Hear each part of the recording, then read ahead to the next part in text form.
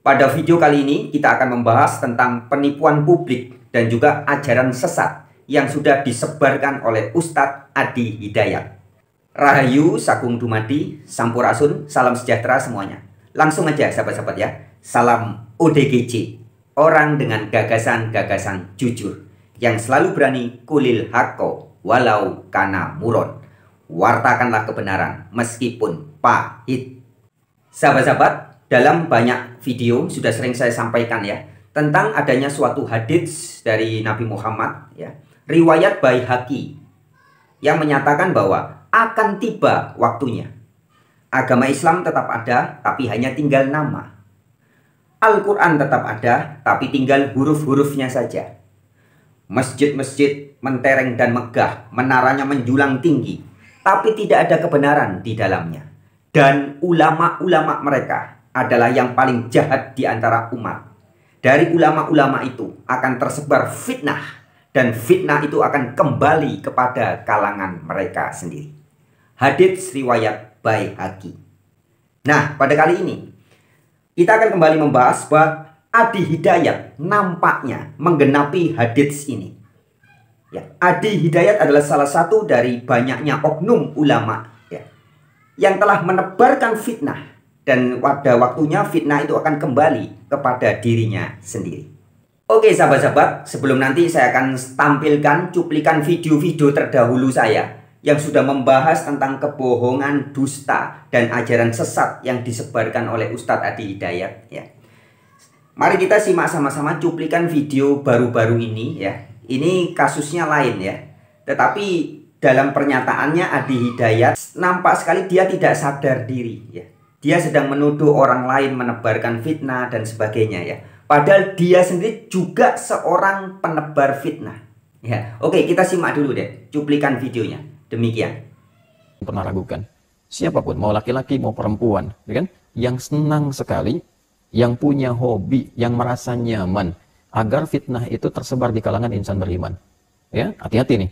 Al-ibratu bi umumil lafzi la bi khususis sababi. Kalau dulu terjadi pada Sayyidah Aisyah, ya kan? Nah, maka hukum umumnya berlaku bagi siapapun. Kejadian ini memberikan kepada kita satu panduan hukum bi umumil lafzi, lafadznya umum. Orang-orang yang senang kalau framing keburukan itu. Kalau dulu kasusnya fahisyah, ya kan?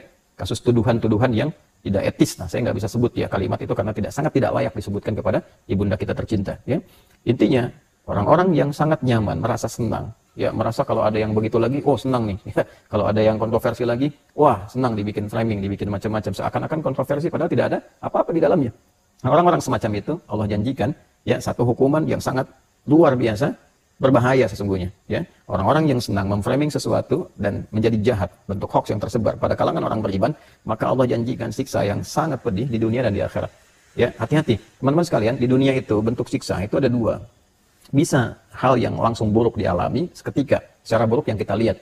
Ya, mohon maaf misalnya terjadi satu musibah yang tidak biasa dan sebagainya dalam bentuk baik penyakit, baik yang lain, baik celaka, baik macam-macam. Atau yang kedua yang sifatnya istidraj. Ya, istidraj itu paling bahaya. Sanastadrijuhum min haitsu la ya'lamun. Ini paling bahaya karena nggak ngerasa bahwa itu salah. Akhirnya yang terjadi apa? Bikin konten lagi.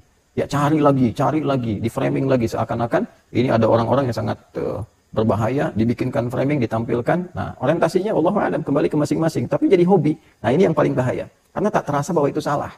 Sehingga kalaupun dapat, kalaulah dibuat di YouTube dapat AdSense, nah itu jadi haram. Dan haram ketika dimakan jadi daging, terbawa lagi suasana itu. Nah, ini yang paling berbahaya. Orang-orang seperti ini ketika tidak merasa berbuat keburukan dalam dirinya, nah di akhirat ancamannya lebih besar. Di akhirat ancamannya lebih besar. Nah, teman-teman, ini penting saya sampaikan karena kita perhatikan, saya sejak di Madinah, kemudian di Mekah dan sekarang kembali ke Indonesia, memperhatikan bahwa kecenderungan tampilan-tampilan semacam itu sekarang hadir di kalangan masyarakat kita dalam dunia maya khususnya dan berdampak pada dunia nyata dalam pergaulan dan sebagainya. Itu sangat membahayakan. Sangat membahayakan dan resikonya tinggi.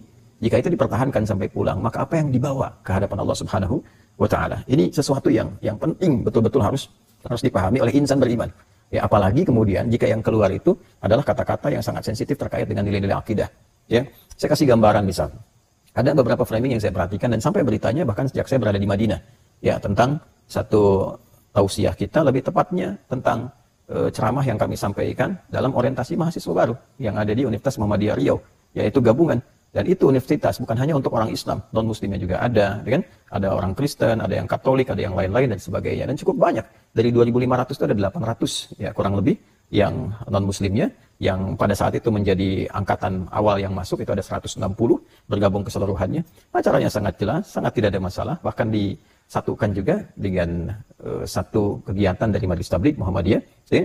Dan semua baik-baik saja. Tapi framing-framing ini kemudian terjadi dan saya melihat ada kata-kata yang sesungguhnya sangat berbahaya konsekuensinya. Jadi saya mengingatkan, mumpung masih di dunia, ya bagi saya tidak akan banyak pengaruh. Karena saya mempertanggungjawabkan semua yang telah disampaikan dan semua hadir di sana melihat, ya, dan yang menyaksikan juga ada, dan orang-orang yang hadir, yang tahu, paham konteks dan sebagainya, tidak ada sesuatu pun yang berseberangan atau bertentangan dengan nilai akidah.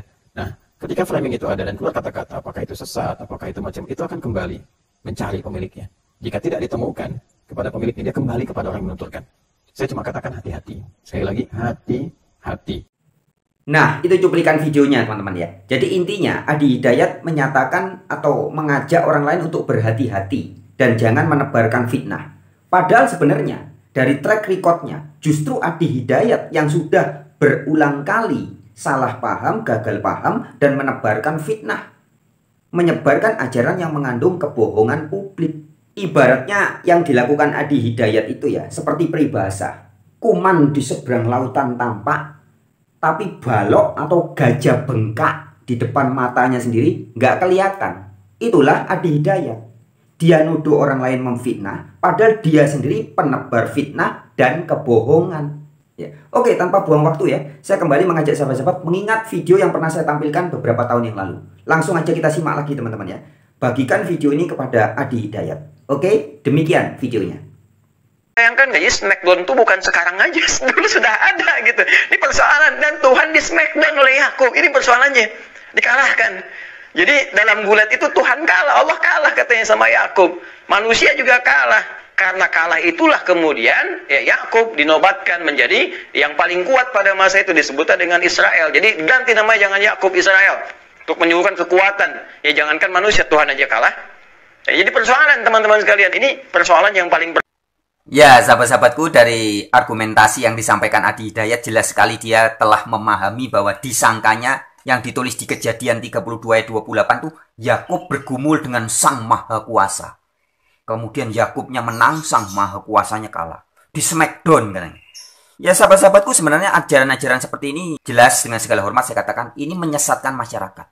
Karena Adi Hidayat mengaku sebagai guru, sebagai ustadz, dan banyak pengikutnya. Dan bayangkan kalau pengikutnya semua percaya dengan apa yang disampaikan Adi Hidayat, maka ini akan menjadi penyesatan yang luar biasa. Nabi Isa banyak pakar di bidang kedokteran. Sampai mereka mengatakan tidak ada penyakit yang bisa kami sembuhkan. Diutus Nabi Isa, dikasih luar biasa mukjizat. Dari cuman tangan aja, ngusap. Ngusap disebut masaha. Pengusapan disebut dengan masyih. Nabi Isa disebut dengan al-masyih. Karena mukjizatnya berada pada usapan. Nabi Isa sakit gigi, usap sembuh. Nabi Isa nggak bisa lihat, usap sembuh. Nabi Isa kolera, usap sembuh. Dokter bangkrut, usap. Yang lain pakai obat. Nabi Isa tinggal usap. Nabi Isa disebut dengan al-masyih karena mukjizatnya berada pada usapan. Nabi Isa disebut dengan al-masyih karena mukjizatnya berada pada usapan. Benarkah makna dari kata Al-Masih yang sesungguhnya adalah sama dengan pengusapan sebagaimana diajarkan oleh Ustadz Adi Hidayat? Nah, melalui video ini saya akan meluruskan kesalahpahaman ini. Sebagai ilustrasi, sobat-sobatku, mengapa benda ini disebut sebagai mouse? Sekali lagi ya, mengapa benda ini adalah kursor, penggerak kursornya laptop atau komputer. Mengapa benda ini yang berfungsi sebagai kursor, penggerak laptop atau komputer ini disebut sebagai mouse? Apakah karena benda ini kalau kita taruh di gudang, kemudian akan dikrikiti oleh tikus? Sebab bahasa Inggris mouse dalam kamus bahasa Indonesia diterjemahkan sebagai tikus. Kemudian orang mungkin berpikir bahwa, oh ini barang ini kalau ditaruh di gudang akan dikrikiti oleh tikus. Maka disebut sebagai mouse. Atau mungkin ada orang berpendapat bahwa, oh ini disebut sebagai mouse karena bentuknya mirip seperti tikus. Ya, ada ekornya panjang. Atau mengapa? Ya, sahabat-sahabatku, untuk kita mengetahui apa makna dan arti atau definisi benda ini disebut sebagai mouse, tentunya kita harus menanyakan langsung kepada pembuatnya atau penciptanya. Jadi jangan diartikan sendiri, jangan didefinisikan sakarepe dewe. Sebagai ilustrasi atau analogi berikutnya, saya beri contoh tentang kata nabi. Apa sih sebenarnya makna atau definisi dari kata nabi ini? Mungkin ada orang yang mereka-reka kemudian berkata, nabi ini kependekan dari nasionalis bangsa Indonesia. Nasionalis bangsa Indonesia. Atau mungkin ada lagi orang lain yang mengatakan, oh, nabi itu adalah nasihat bijak. Nasihat bijak. Jadi orang-orang yang sering memberikan nasihat-nasihat yang bijak, maka disebut nabi. Nah, sahabat-sahabatku, tentunya pendapat atau argumen-argumen seperti itu hanyalah sebuah argumen yang hanya hasil reka-reka saja dan sama sekali bukan kebenaran. Lalu, sebenarnya apa ya makna dari kata nabi yang sejati atau yang sebenarnya? Nah, sahabat-sahabatku, tentu kalau kita mau memahami sesuatu istilah, kita harus memahami langsung dari sumbernya. Jika misalkan kita mau bertanya tentang istilah-istilah komputer, ya tentang apa itu laptop, apa itu mouse, apa itu PC, apa itu keyboard yang dimaksud dalam dunia komputer atau dunia informatika, kita harus menanyakan langsung atau mencari sumbernya dari ahlinya. Misalkan kepada Microsoft dan lain-lainnya. Nah, demikian juga ketika kita mau membicarakan tentang istilah ini. Nabi. Ini sumbernya dari mana sih? Kita harus ketahui. Nah, kata nabi ini bukan berasal dari bahasa Indonesia, bukan dari tradisi budaya Jawa, bukan dari tradisi budaya Eropa, bukan. Tapi ini aslinya berasal dari budaya dan tradisi Yahudi atau Ibrani, yaitu dari kata nevi. Ke bahasa Indonesia menjadi nabi. Nah, arti dari kata nevi itu adalah pemberi petunjuk. Atau orang yang disebut sebagai nabi atau nabi adalah orang yang mendapat tugas untuk menjadi penunjuk arah. Tentunya yang dimaksud adalah penunjuk arah yang benar, arah kehidupan yang benar, arah kehidupan yang sesuai dengan kehendak Allah. Jadi nabi adalah orang-orang yang diutus atau menjadi wakil Allah untuk menjadi penunjuk arah, penunjuk kebenaran, pemberi peringatan, penuntun manusia supaya berjalan di jalan kebenaran. Itulah makna dan definisi dari kata nabi atau nevi yang sesungguhnya, yang sesuai dengan budaya dan tradisi asal usul kata ini muncul, yaitu dalam budaya dan tradisi Yahudi. Sebagai sekedar tambahan informasi ya, dalam perkembangan budaya dan tradisi bahasa ya, bahasa kan juga mengalami perkembangan-perkembangan. Kemudian kata nevi ini dalam bahasa-bahasa tertentu menjadi adanya istilah navigasi. Biasanya dipakai di dalam dunia pelayaran atau laut ya. Penunjuk arah disebut navigasi. Ada juga yang menyebutnya sebagai navigator. Navigator. Ya. Ini kata navinya ini berasal dari sumber kata yang sama, yaitu dalam budaya Yahudi atau Ibrani, yang artinya penunjuk, pemberi petunjuk, pengarah. Ya, itu makna dari kata nevi. Nah, sahabat-sahabatku, sekarang kita akan membahas tentang makna dari kata Al-Masih yang sesungguhnya. Al-Masih ini jelas bahasa Arab. Ya. Tapi apakah asli dari bahasa Arab? Asal-usul kata ini memaksudkan sesuatu yang muncul asli dari Arab? Tidak, sahabat-sahabatku. Tadi saya sudah kasih ilustrasi. Kalau kita mau memahami suatu istilah, kita harus memahami betul sumber aslinya istilah itu muncul dari mana. Dan kalau kita mau membicarakan tentang Al-Masih nantinya, tentang siapa Al-Masih, bagaimana, kita harus memahami dulu apa makna dan definisi yang sedang kita bicarakan ini. Ya, jadi harus tahu maknanya dulu. Maka kesempatan ini kita akan membahas. Tadi kita sudah membahas tentang kata nabi atau nevi yang bersumber dari budaya dan tradisi Yahudi. Nah, demikian juga dengan kata Al-Masih. yang merupakan terjemahan dari bahasa Ibrani atau Yahudi. Jadi Al-Masih ini bahasa Arab ya. Terjemahan dari Ha-Moshiach, Hamashiach, Moshiach atau Mesias. Bahasa Indonesia ada yang nyebutnya Mesias, ada yang nyebutnya Kristus. Karena Kristus ini dari bahasa Yunani, Kristos. Moshiach, Mesias, Al-Masih. Ya. Al ini setara dengan Ha. Kalau bahasa Inggris, the. Ya. Nah, apakah makna Al-Masih atau Hamashiach atau Mesias dalam budaya dan tradisi aslinya, yaitu budaya dan tradisi Yahudi? Tentu kita harus bertanya kepada orang Yahudi. Ya. Jangan direka-reka sendiri, jangan diotak-atik gatuk, ditafsir-tafsirkan sendiri. Jangan, tapi kita harus bertanya dan memahami langsung dari sumber asal usulnya. Hamoshiach, Mesias, atau bahasa Yunaninya Kristos. Bahasa Indonesia menjadi Mesias atau Kristus. Bahasa Inggrisnya menjadi Christ.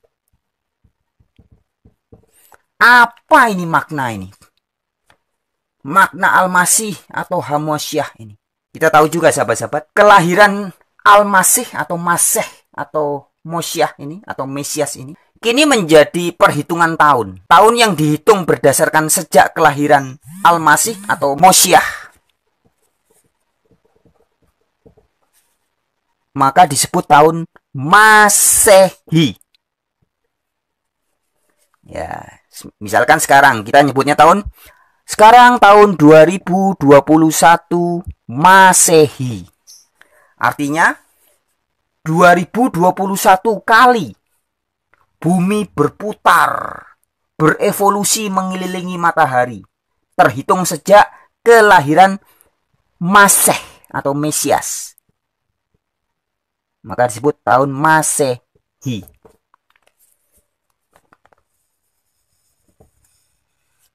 (2021) Masehi. Anda lahir tahun berapa? Mungkin ada yang, oh saya lahir tahun 2000. Berarti orang itu lahir 2000 tahun setelah kedatangan Al-Masih atau Masehi. Ya. Nah sahabat-sahabatku, kita kembali ke istilah Al-Masih atau Mesias atau Hamashiach. Apa maksudnya? Dengan segala hormat, saya mau meluruskan kekeliruan paham yang disampaikan oleh Ustadz Adi Hidayat ya. Yang mengatakan bahwa Al-Masih itu berasal dari kata bahasa Arab. Kata ini menurut Ustadz Adi Hidayat ya.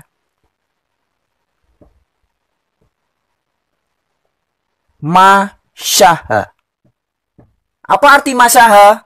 Benarkah kata Al-Masih yang dikenakan kepada Isa Al-Masih adalah berasal dari bahasa Arab masaha? Benar enggak ini? Hah? Masaha ini dalam bahasa Arab berarti mengusap. Betul, masaha memang artinya mengusap. Tapi bukan hanya mengusap ya. Dalam bahasa Arab, masaha ini sesuai konteks ya, tergantung konteksnya. Juga bisa berarti menipu. Nah, bisa juga berarti, apalagi ada 3 artinya. Yang satu lagi artinya menghapus.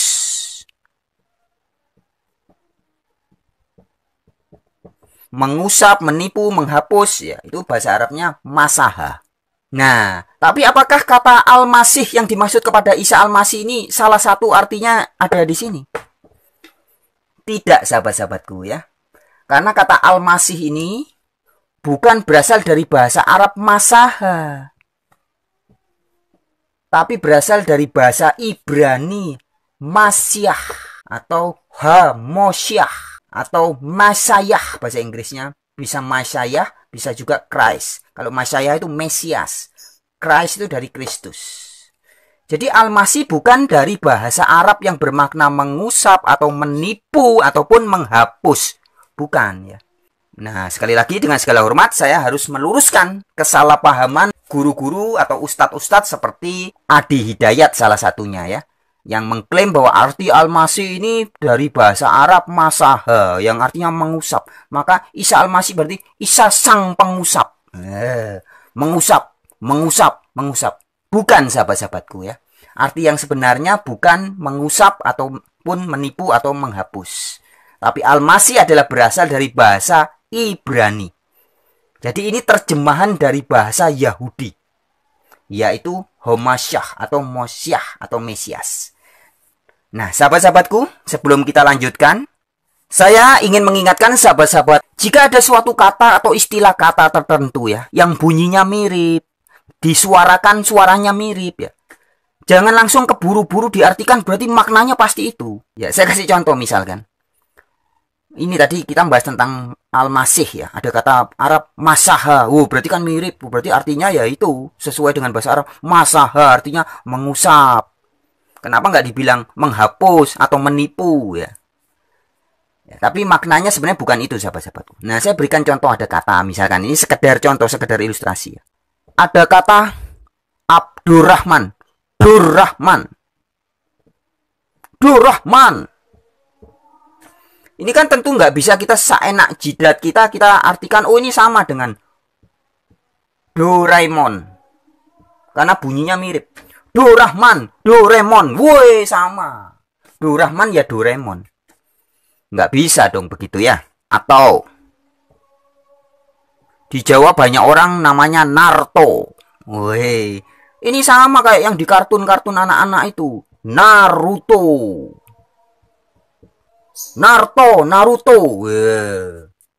Beda sahabat-sahabatku ya. Kemudian juga ada juga di Jawa orang banyak namanya Superman.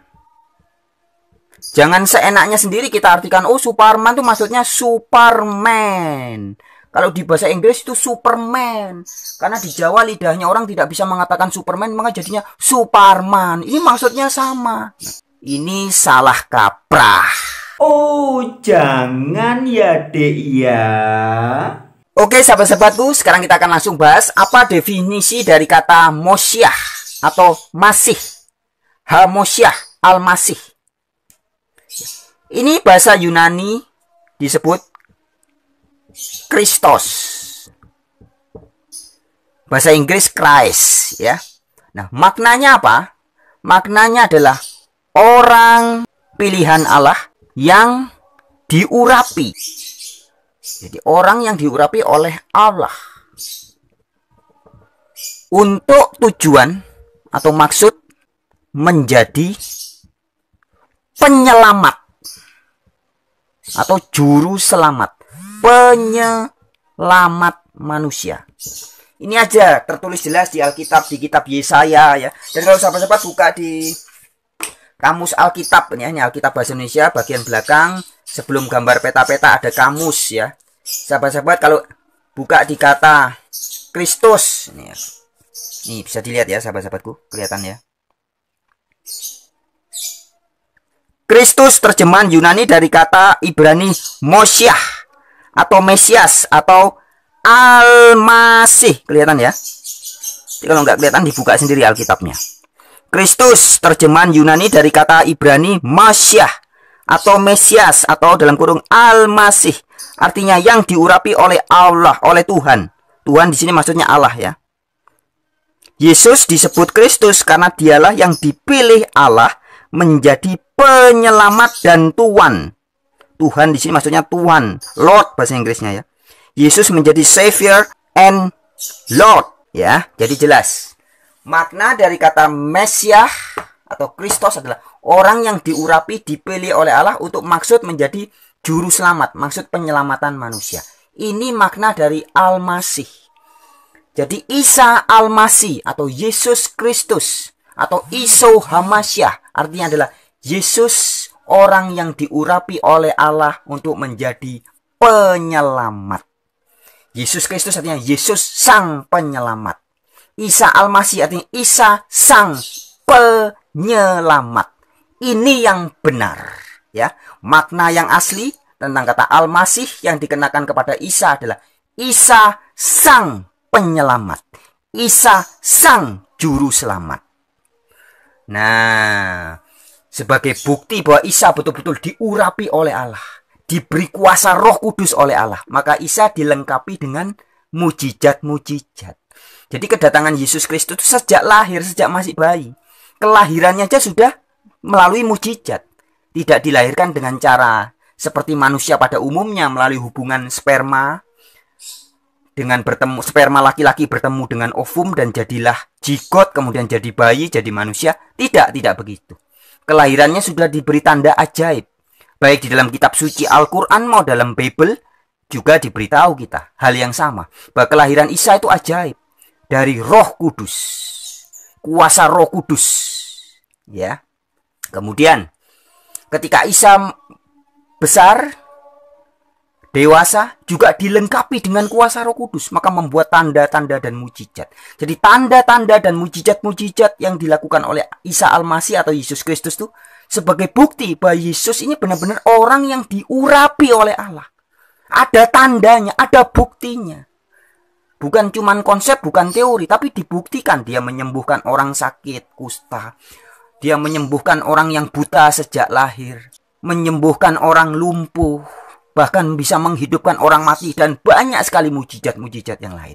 Itu adalah bukti atau tanda bahwa Isa betul-betul orang yang diurapi oleh Allah untuk menjadi penyelamat.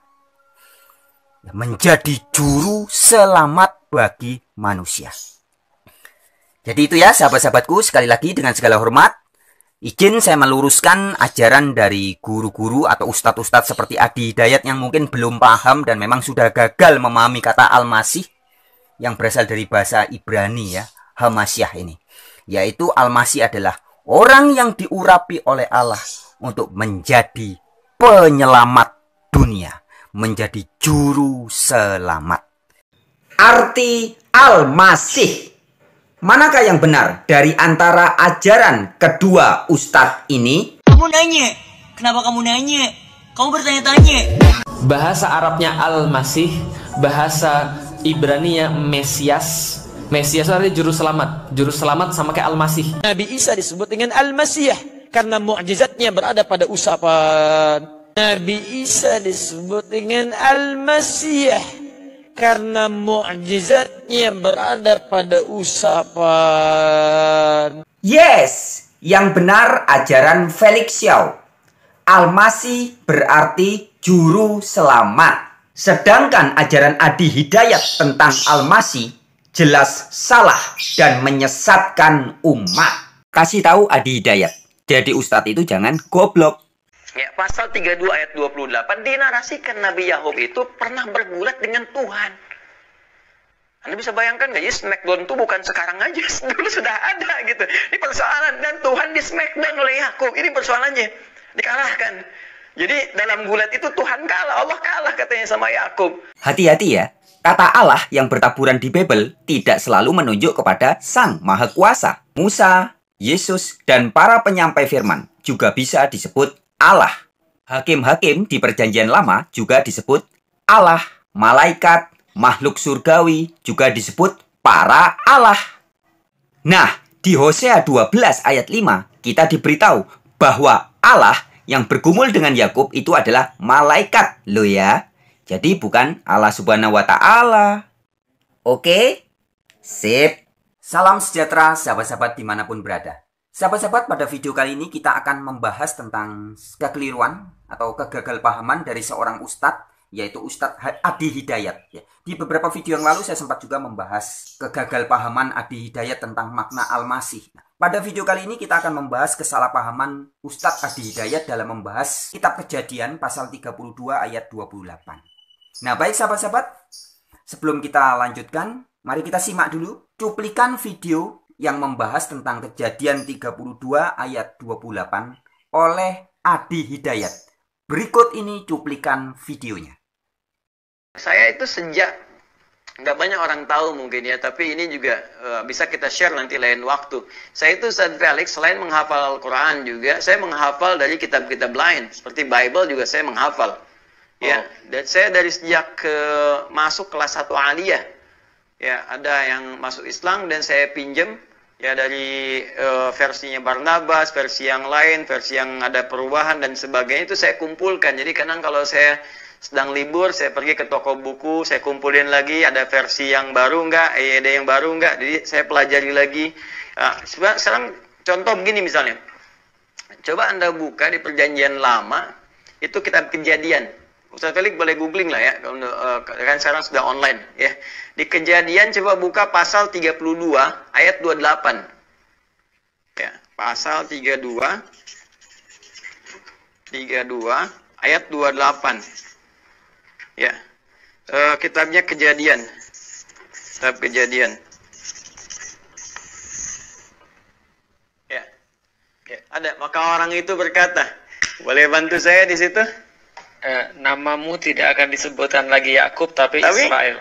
Ini dia. Belum selesai itu. Namamu tidak akan disebutkan lagi Yakub tapi Israel. Ya. Sebab engkau telah bergumul melawan itu dia. Iya, sebab engkau telah bergumul melawan Allah dan manusia. Dan engkau menang. Itu persoalannya. Ya. Ini yang paling bahaya nih. Jadi diantaranya apa? Ini juga yang paling kita sulit terima nih. Nah, sahabat-sahabatku, tadi di awal cuplikan video itu kita mendengar kesaksian Adi Hidayat bahwa dia juga pernah menghafal Bible katanya. Dia bukan hanya menghafal Al-Quran, tapi dia juga mempelajari dan menghafal Alkitab katanya. Nah, sahabat-sahabatku, ada hal penting yang harus saya sampaikan bahwa Alkitab sebenarnya bukan untuk dihafal saja. Boleh dihafal, enggak apa-apa, enggak salah. Tapi akan menjadi salah ketika cuman dihafal tanpa memahami maknanya. Nah, maka kalau enggak paham, jadinya bisa gagal paham seperti Adi Hidayat tadi. Kalau saya berikan ilustrasi, orang-orang yang menghafal tanpa memahami makna itu tak ubahnya dengan burung beo. Burung beo bisa berkata, Assalamualaikum, Assalamualaikum. Ya. Tapi dia sama sekali tidak memahami maknanya. Dia hanya mengikuti kata orang, mengikuti orang-orang di rumah itu yang sering berkata ketika ada tamu mengatakan, Assalamualaikum. Kemudian burung beo itu mengikuti, Assalamualaikum, tanpa dia memahami maknanya. Bismillahirrahmanirrahim. La ilaha illallah. La ilaha illallah. La ilaha illallah. Qul huwallahu ahad. Nah, jadi dengan segala hormat, jika benar Ustadz Adi Hidayat menghafal Bible tetapi tidak memahami maknanya, maka tidak ubahnya seperti burung beo. Ya, jadi sahabat-sahabatku, Ustadz Adi Hidayat ketika membaca kitab Kejadian pasal 32 ayat 28, dia menyangka bahwa yang bergumul dengan Yakub itu adalah Allah Subhanahu wa Ta'ala, atau Allah yang Maha Kuasa sendiri. Bergumul dengan Yakub dan kemudian Allah itu kalah. Ini sebuah kegagalpahaman yang sangat fatal. Sebenarnya di beberapa video-video terdahulu sudah sering saya ulas bahwa ketika kita mau membahas Bible atau Alkitab, ya, kita harus sangat mengetahui istilah-istilah yang ada di dalamnya. Jangan cuma dihafal kata Allah, A-L-L-A-H, atau kata Tuhan, T-U-H-A-N, yang ada di Bible ada berapa ribu. Bukan cuma menghafal begitu atau menghafal bunyi-bunyi ayat, bukan.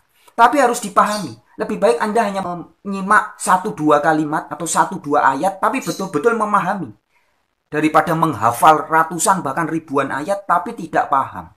Seperti halnya jika kita mau memahami istilah anak Allah yang bertaburan di Alkitab misalkan.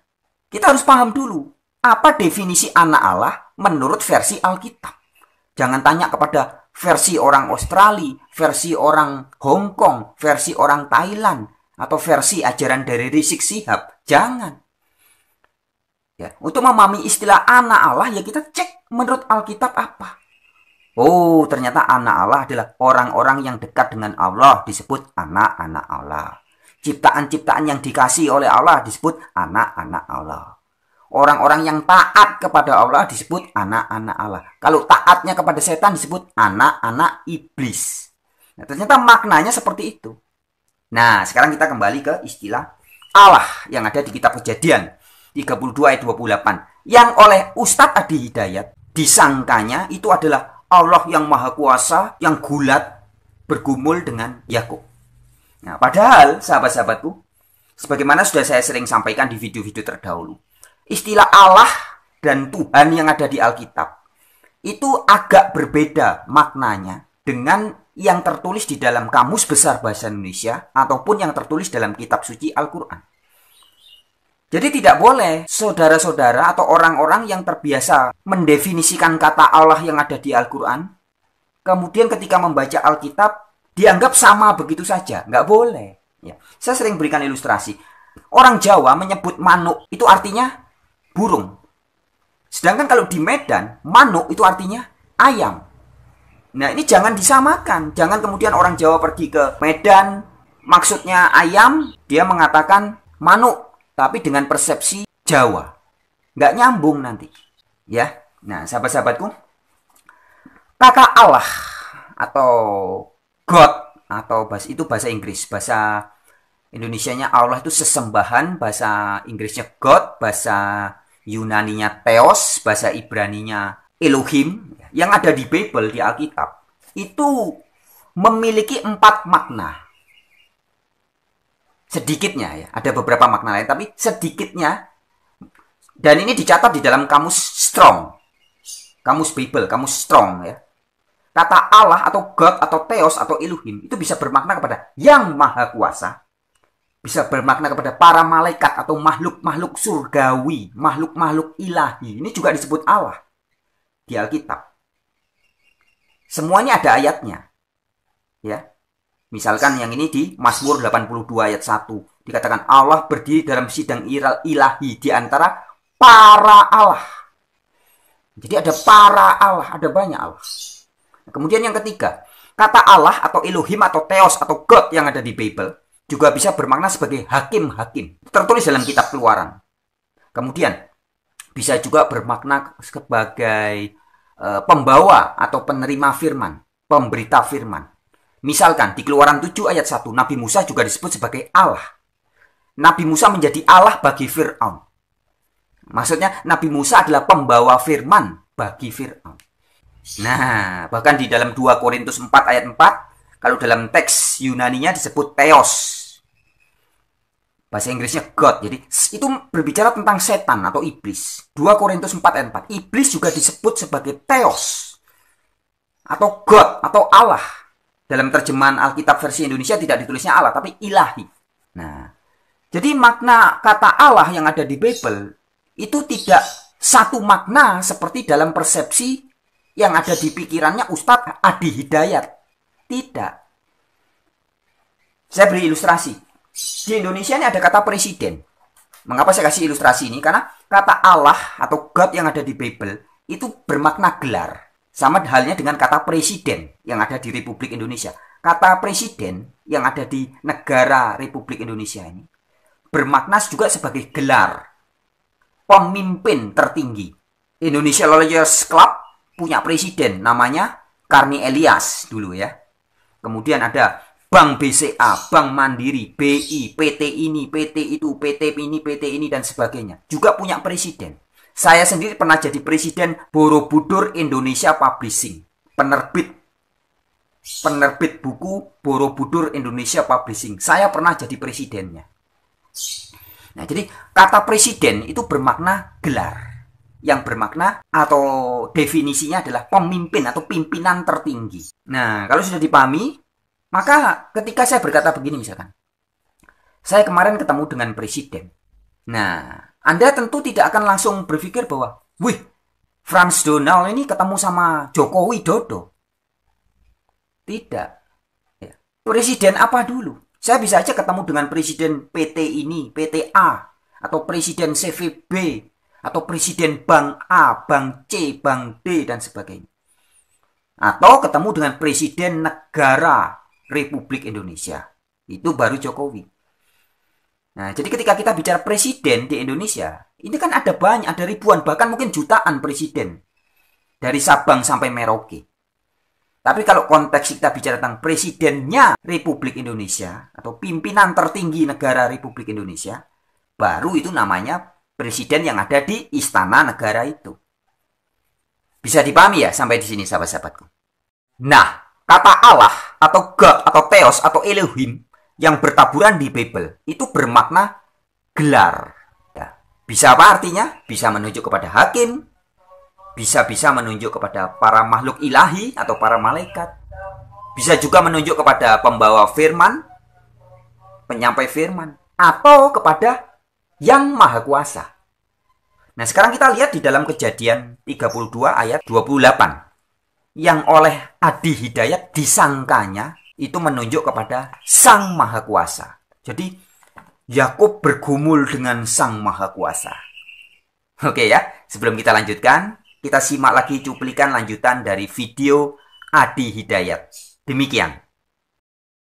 Nanti saya mau bandingkan antara Israel yang ada di Al-Quran dengan Israel yang ada di dalam ini Kejadian pasal 32 ayat 28. Saya udah baca sarahnya ya, udah baca tafsirnya nih.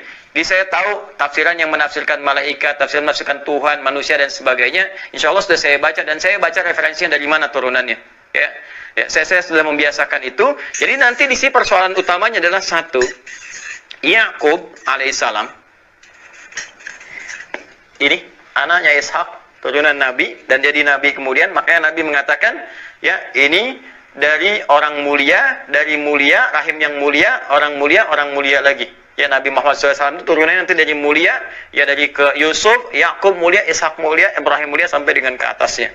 Nah, saya teruskan ke sini. Tapi di sini di Kejadian, ya pasal 32 ayat 28 dinarasikan Nabi Yakub itu pernah bergulat dengan Tuhan. Anda bisa bayangkan nggak? Jadi Smackdown itu bukan sekarang aja, dulu sudah ada gitu. Ini persoalan, dan Tuhan di Smackdown oleh Yakub. Ini persoalannya, dikalahkan. Jadi dalam gulat itu Tuhan kalah, Allah kalah katanya sama Yakub. Manusia juga kalah. Karena kalah itulah kemudian ya Yakub dinobatkan menjadi yang paling kuat pada masa itu, disebutnya dengan Israel. Jadi ganti namanya, jangan Yakub, Israel, untuk menyuguhkan kekuatan. Ya jangankan manusia, Tuhan aja kalah. Ya, jadi persoalan teman-teman sekalian, ini persoalan yang paling pertama menunjukkan bahwa ada problem di sini. Ya, ada problem, dan problem ini udah disoal oleh Al-Quran. Ini jadi celaka nanti, jadi orang jadi salah cara berpikirnya, cara pandangnya salah. Cuma nanti di dalam tafsirnya ini ada keterangan-keterangan yang mengatakan Yakub juga cedera bagian pangkal pahanya gitu kan. Jadi begitu Tuhannya kalah, kemudian Tuhan balas pukul ke bagian pangkal paha, kenalah pangkal paha itu sampai sekarang. Karena itu orang Yahudi tidak senang makan bagian paha yang tertutupi oleh kulit itu. Asalnya dari situ, ada tafsiran demikian. Itu bukan tafsiran Quran ya, tapi turunan dari sini. Nah, jadi teman-teman sekalian, saya mau turunkan bahwa ini yang disoal oleh Al-Quran. Dan karakter ini terbawa pada akhirnya. Ya, apa yang menjadikan terbawa ini yang kemudian disoal oleh Al-Quran di masa Nabi Muhammad SAW, ya adalah membangun sebuah keyakinan-keyakinan dari satu naratif yang dikreasikan tersendiri dan diwariskan pada generasi setelahnya. Ya, sahabat-sahabatku, dari argumentasi yang disampaikan Adi Hidayat, jelas sekali dia telah memahami bahwa disangkanya yang ditulis di Kejadian 32 ayat 28 tuh Yakub bergumul dengan Sang Maha Kuasa. Kemudian Yakubnya menang, Sang Maha Kuasanya kalah. Di Smackdown katanya. Ya sahabat-sahabatku, sebenarnya ajaran-ajaran seperti ini jelas dengan segala hormat saya katakan ini menyesatkan masyarakat. Karena Adi Hidayat mengaku sebagai guru, sebagai ustadz, dan banyak pengikutnya. Dan bayangkan kalau pengikutnya semua percaya dengan apa yang disampaikan Adi Hidayat, maka ini akan menjadi penyesatan yang luar biasa. Oke, kita akan lanjutkan. Tadi sudah saya sampaikan bahwa istilah kata Allah yang ada di Bible atau di Alkitab jangan sembarang disamaartikan dengan yang ada di dalam benak atau pikirannya Adi Hidayat. Kita membaca Bible ya harus memahami istilah-istilah yang ada di Bible. Nah, kata Allah atau Theos atau God atau Elohim yang ada di Bible bermakna sebagai bisa Sang Maha Kuasa, bisa juga makhluk ilahi, bisa juga para malaikat, bisa juga hakim-hakim, bisa juga pembawa penyampai firman. Bahkan setan pun dalam 2 Korintus 4 ayat 4 disebut sebagai Theos atau God. Nah, sekarang kita akan lihat bagaimana apa sih Allah yang bergumul dengan Yakub di Kejadian 32 ayat 28. Adalah satu cara yang sangat baik dan tepat dalam memahami atau membahas, mengkaji Bible adalah dengan metode scriptura, interpres scriptura. Jadi scriptura itu teks Alkitab. Interpres itu menginterpretasikan atau menafsirkan atau menjelaskan dengan scriptura juga, ayat Alkitab. Jadi ayat yang satu menjelaskan ayat yang lain. Ayat yang lain atau ayat yang ini dijelaskan ayat yang itu. Ayat yang itu menjelaskan ayat yang ini. Itu namanya scriptura, interpres scriptura. Nah, jika kita mau sedikit teliti aja membahas Kejadian 32 ayat 28, kita akan tahu apa sih makna kata Allah yang ada di Kejadian 32 ayat 28. Karena ada banyak kata Allah yang ada di Bible itu banyak. Misalkan Mazmur 82 ayat 1 tadi sudah saya singgung ya. Allah berdiri dalam sidang ilahi di antara para Allah. Itu ada 2 kata Allah. Allah yang pertama Dan Allah yang kedua, para Allah. Anda harus teliti, Allah yang pertama ini siapa? Kemudian yang disebut sebagai para Allah ini siapa? Ya, atau dalam Ulangan 10 ayat 17 dikatakan Yehovah atau Yahweh adalah Allah dari segala Allah. Loh, ada segala Allah. Berarti ada banyak Allah. Kalau kembali ke istilah perumpamaan tadi, kata presiden di Indonesia, misalkan saya berkata, sang presiden berdiri di antara para presiden. Presidennya berarti ada banyak. Ada presiden Republik Indonesia misalkan, berdiri di antara presiden direktur PT ini, PT itu, CV ini, CV itu, bank ini, bank itu, dan sebagainya. Baik, kembali ke sini. Kejadian 32 ayat 28. Apa maksud God atau Theos atau Elohim atau Allah di ayat itu? Dengan metode scriptura interpret scriptura, atau ayat yang satu menjelaskan ayat yang lain, atau ayat yang satu dijelaskan oleh ayat yang lain, kita akan mendapati. Kita buka di dalam kitab Hosea pasal 12 ayat 5. Sahabat-sahabat, saya harap bisa buka ya bisa buka di Google atau buka di Alkitabnya, dilihat Hosea pasal 12 ayat 5. Buka sendiri aja deh. Saya tidak akan menunjukkan ayatnya di sini. Tidak akan menampilkan ini ayatnya ini gitu, enggak. Supaya sahabat-sahabat bisa melihat dengan mata kepala sendiri nanti. Cek. Kitab Hosea pasal 12 ayat 5. Di situ dikatakan bahwa Allah yang bergumul dengan Yakub itu adalah malaikat. Jadi Elohim atau Theos yang bergumul dengan Yakub itu adalah malaikat. Di mana ayatnya? Hosea 12 ayat 5. Ya. Kemudian sebagai pembanding atau sekedar referensi juga, ada kasus yang hampir serupa. Dalam kitab Keluaran 3 ayat 4 juga terkenal Musa bertemu dengan Allah. Nah, Musa bertemu dengan Allah. Keluaran 3 ayat 4. Nah, dengan metode scriptura interpret scriptura atau ayat Alkitab menjelaskan ayat Alkitab atau ayat Alkitab dijelaskan oleh ayat Alkitab, maka ketika membaca Kisah Para Rasul pasal 7 ayat 35, kita semua bisa tahu bahwa yang bertemu dengan Musa yang disebut sebagai Allah di Keluaran 3 ayat 4 itu yang dikatakan Musa bertemu dengan Allah di semak belukar, di semak duri itu. Ternyata Allah di situ adalah malaikat. Malaikat itu bahasa Ibraninya malak, artinya utusan dari Sang Maha Kuasa. Malak ya, utusan.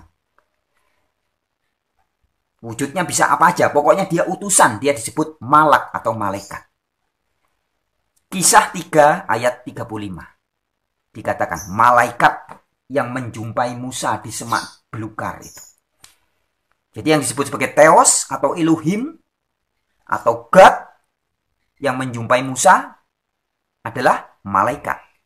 Begitu juga yang bergumul dengan Yakub. Dia adalah utusan atau malak.